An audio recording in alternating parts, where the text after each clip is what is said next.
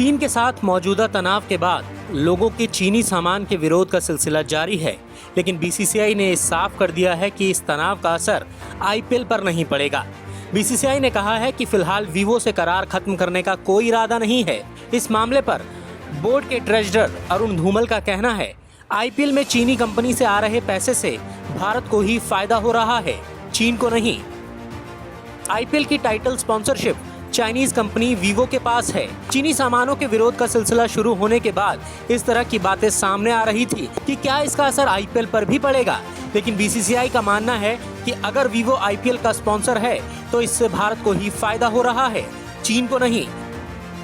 सीमा पर गलवान में दोनों देशों के सैनिकों के बीच तनाव के बाद चीनी विरोध माहौल गर्म हो गया है। पिछले 4 दशक से ज्यादा के समय में पहली बार भारत चीन सीमा पर हुई हिंसा में कम से कम 20 भारतीय जवान शहीद हो गए। इसी वजह से भारत में अब चीनी सामान का विरोध किया जाना शुरू हो गया है। लेकिन आईपीएल को लेकर धूमल का कहना है, आईपीएल जैसे भारतीय टूर्नामेंट को चीनी कंपनियों की स्पॉन्सरशिप से देश को ही फायदा हो रहा है। बीसीसीआई को वीवो से हर साल 440 करोड़ रुपए मिलते हैं। वीवो के साथ बीसीसीआई का कॉन्ट्रैक्ट 2022 में खत्म होगा। जज्बाती तौर पर बात करने से तर्क पीछे रह जाता है। हमें समझना होगा कि हम चीन के हित के लिए चीनी कंपनी के सहयोग की बात कर रहे हैं या भारत के हित के लिए चीनी कंपनी से मदद ले रहे हैं।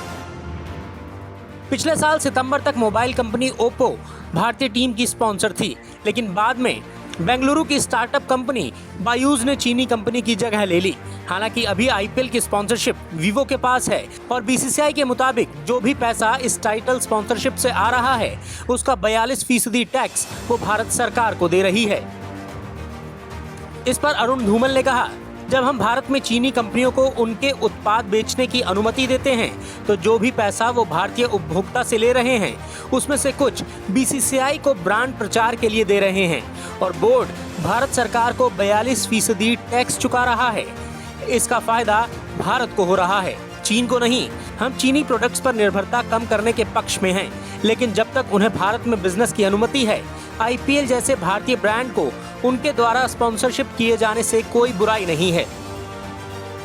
तो बीसीसीआई ने तो ये साफ कर दिया है कि पूरा देश भले ही चीनी सामान का विरोध करता रहे, लेकिन वो वीवो से अपना कॉन्ट्रैक्ट खत्म नहीं करेगा।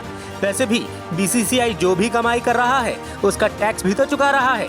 इसके साथ ही साथ बोर्ड का ये भी तर्क है कि अगर कोई भी चाइनीज कंपनी भारतीय प्रोडक्ट्स को स्पॉन्सर कर रही है तो फिर वो भारतीय अर्थव्यवस्था को आगे बढ़ाने में मदद कर रही है।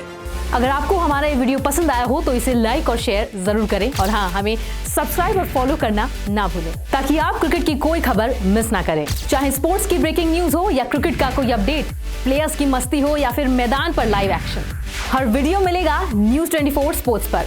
हम कंट्रोवर्सीज भी मिस नहीं करते, तो जुड़िए हमारे साथ और देखते रहिए न्यूज़ 24 स्पोर्ट्स।